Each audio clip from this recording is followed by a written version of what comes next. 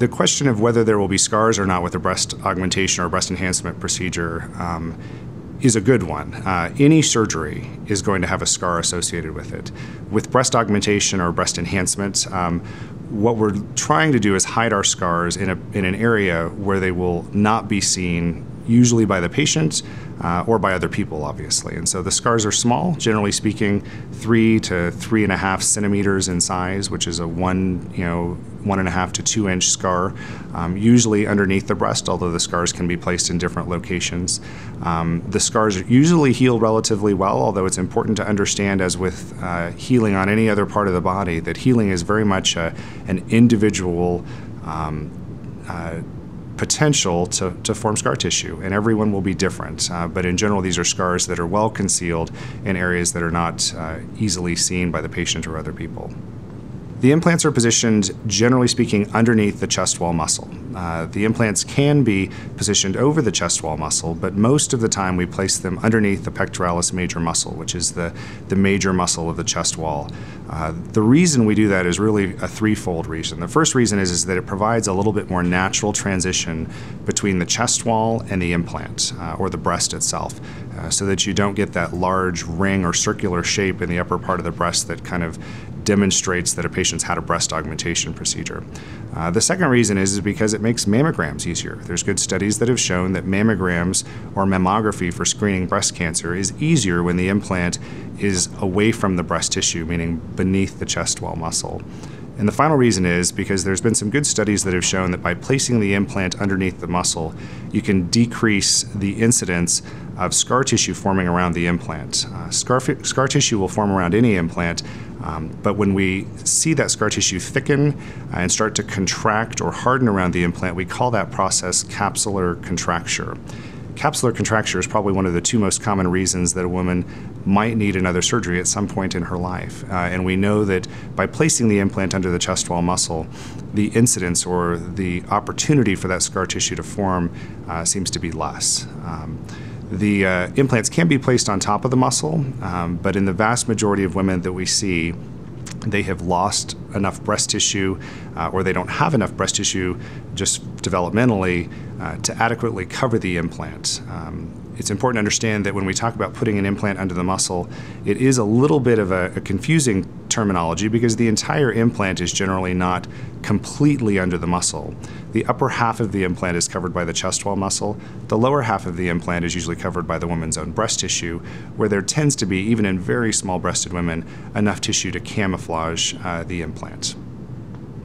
The procedure of breast augmentation entails an initial consultation where we sit and talk with women about the procedure itself. Here at Park Meadows Cosmetic Surgery, we're most interested in patients understanding the procedure. We recognize that this is a doctor-patient relationship, that this is not a business transaction. And to that end, our primary goal is to help patients understand the procedure. We spend a lengthy amount of time going through the procedure, its risks, its alternatives, which always includes doing nothing, as well as the recovery period, so that patients can begin to apprehend and understand the procedure for themselves. I believe that patients are their own best advocate, and when a patient is armed with information, that they'll make their own best decision, and that it's our job as a physician to partner with them and to provide kind of that trusting relationship where they can ask questions, understand the procedure, and make an informed decision for themselves. Once the patient decides that they want to have surgery, we're blessed to have our own state-licensed, Joint Commission-accredited surgical facility where we can schedule the surgery, usually in a fairly prompt manner because of the control we have over the scheduling process, in a more private environment that protects their individual privacy and can kind of coordinate their anesthesia and surgical needs. Breast augmentation can be combined with other procedures. It's not uncommon to have breast augmentation combined with other body procedures such as liposuction or abdominoplasty in some instances. Certainly we exercise caution and discretion in terms of how many procedures we put together in any one single setting. Our first and foremost goal to every patient is to provide a safe surgical experience for them. Obviously, our other goal is to provide an excellent cosmetic outcome within the confines of what each individual patient's body limitations will be. But it's our goal to provide that safe surgical environment that they can have their surgery in. When we combine other procedures, often that will entail a little bit more lengthy cosmetic consultation so that the patient can understand both of the procedures.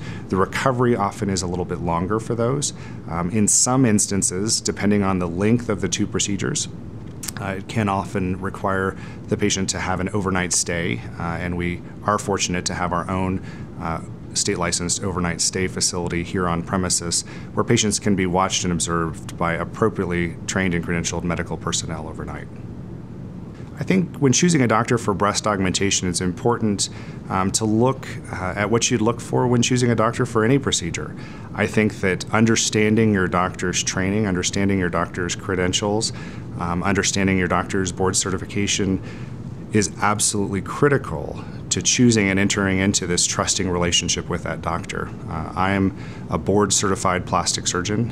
Part of my training is extensive in the breast and body areas. My current practice is largely comprised of breast and body procedures to a great degree.